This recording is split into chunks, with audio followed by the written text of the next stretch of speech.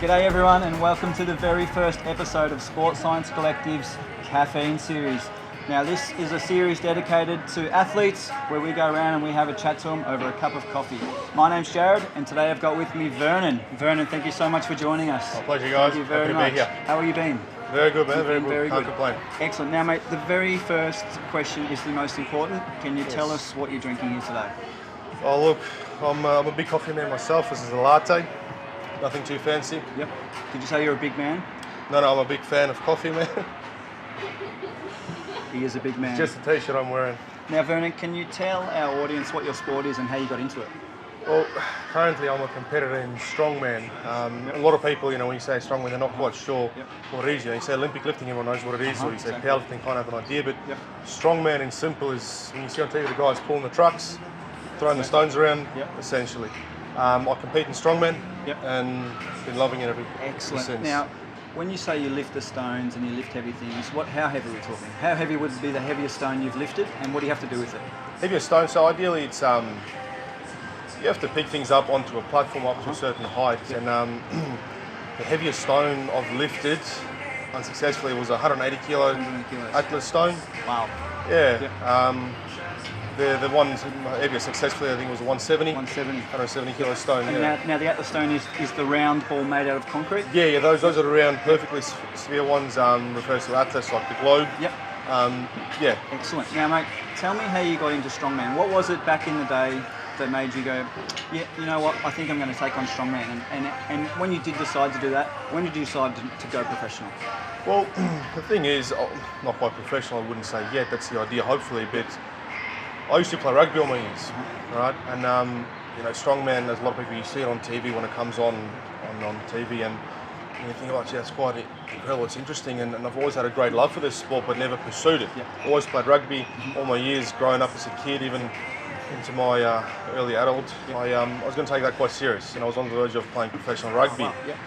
And just travelling got into me, and as I guess with any sport, there's a lot of politics involved, and I got to a point where I thought, is the politics kind of worth it to get into, or trying to persuade people to play a game that I could possibly not be 100% into? Sure. And one of my good friends opened a gym that was specifically dedicated to Strongman. Right. Because in where I live, there's not a great deal of, it's a very sort of odd sport. There's a lot of specific equipment. And went there for a session and just had a chat to him, and he showed me the facilities, and I gave some of the stuff a lift and a go. It was just great fun, and I thought, man, this is me. Excellent. Would you say you sort of, as soon as you started it, you were hooked? I was hooked, man. It's something I've always wanted to do, but there's never the opportunity to do it. And when I did get to do it, loved it. Loved it. Now, I can imagine, given the amount of weight in the things that you have to lift and shift and run with and pull and do everything you have to do, there's a lot of training involved. What does a normal day/week of training look like for you? Right, so I think this misconception a lot of people have is, your pro athletes or your elite athletes, they train 7 days a week, 10 hours a day. It's not true, because you need time to recover. So you're trying to be as efficient as you can. So ideally I train 5, maybe 6 days a week. Necessarily, when I say training days, not always a heavy lifting day. Cool. So I'll go into the gym to do a stretching session or a recovery session. That's what I count as a training session, right? But I'll have usually my 5 heavy lifting days where it's really hard work and lifting as heavy as I can. 5 days a week out of your training week that you're lifting as heavy as you can. Yes. Wow, excellent. Man, I can imagine that to be able to do that, and you already touched on it, is recovery, but also would be your diet. I imagine that your diet has to be really carefully planned out. Sure, yes. Could you tell our viewers kind of how much you might eat in a day, or what your diet might consist of week to week? Right. So the problem in my sport is not being able to eat enough. As you can imagine, training is effort. So you need to have calories to feed what you've got. You don't build a lot of muscle, you can't lift a lot of weight. So you constantly need to give your body something to build to recover. And the trouble sometimes is eating enough in a day. As any athlete, you get sick of eating. It's just constantly stuffing your face with food. Now, it might sound fun. People say, oh, you can always eat whatever you want in a sense, but imagine after Christmas when you're really full, you have to eat more. Because Nana said so. Because exactly, man. You constantly have to keep going. So what a typical day for myself looks like is, and it's chopped and changed a lot to try and find the perfect combination of what works for my body.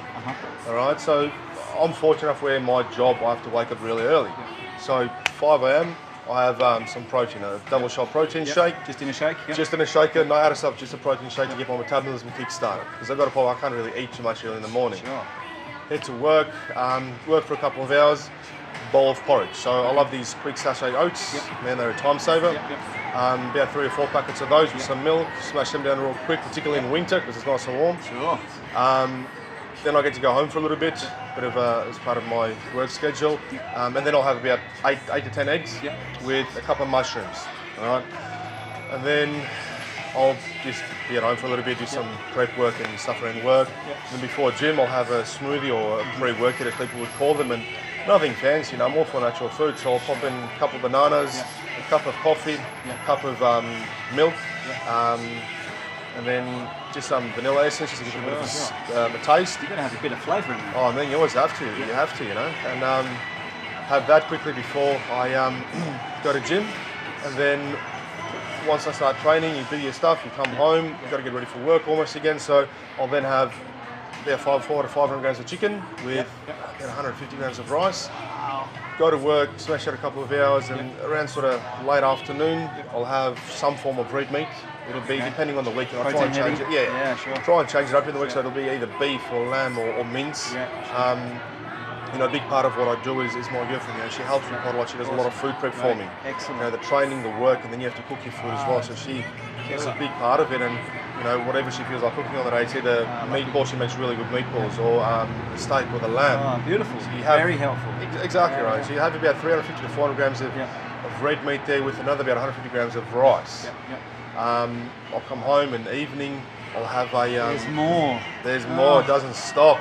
I'll have about 300 to 400 grams of fish with mostly veggies. You know, very little carbs before I go to bed because we don't want to put on too much unnecessary weight. And you want to sleep, right? Exactly right, man. So I'll have a lot of veggies. That's when I get my green beans, my fibre, my broccoli. And then I usually hang around for an hour, get all your stuff sorted for the next day. And then right as I go to bed, about 10 o'clock usually, I'll have a mass gainer shake. So one that's high in protein, high in carbs, high in calories. And that's my last meal. So when you count the frequencies of food that I'm consuming, it's about 8 usually in a day. 8 meals a day. 8 meals a day. I struggle to eat 3. And that's why we have the difference. Now, mate, how many years would you say you've been training and competing?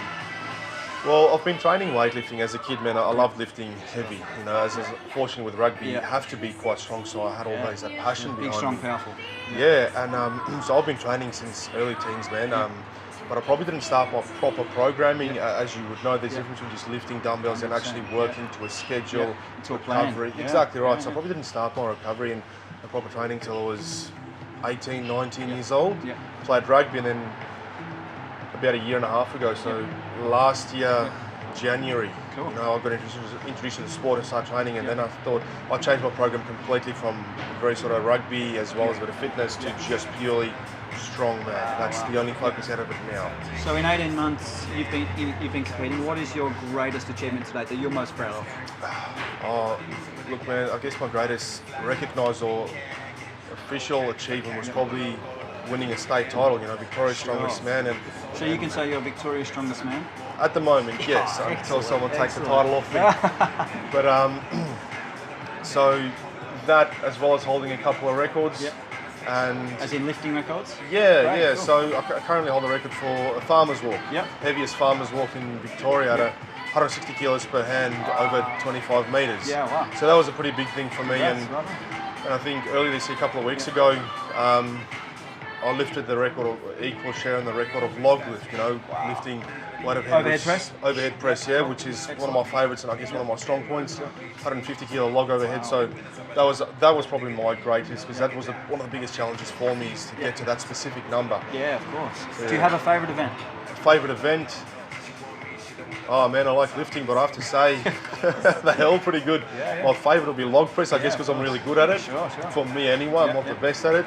And Atlas stones, man, there's nothing, it's hard to explain, but it's just hard work. Atlas stones, everything is tiring. When you get that stone onto the platform, that's what it's all about. Oh man, when you lift a heavy stone on a platform, because everything goes against it. You know, it's not meant to be picked up, it's heavy, it's awkward, and you get it up there, it's just a sense of achievement. And that's super. It's unbelievable. Mate, this is fantastic. Now, to round out the interview, we ask everybody, If you could be any athlete, past or present, who would you be?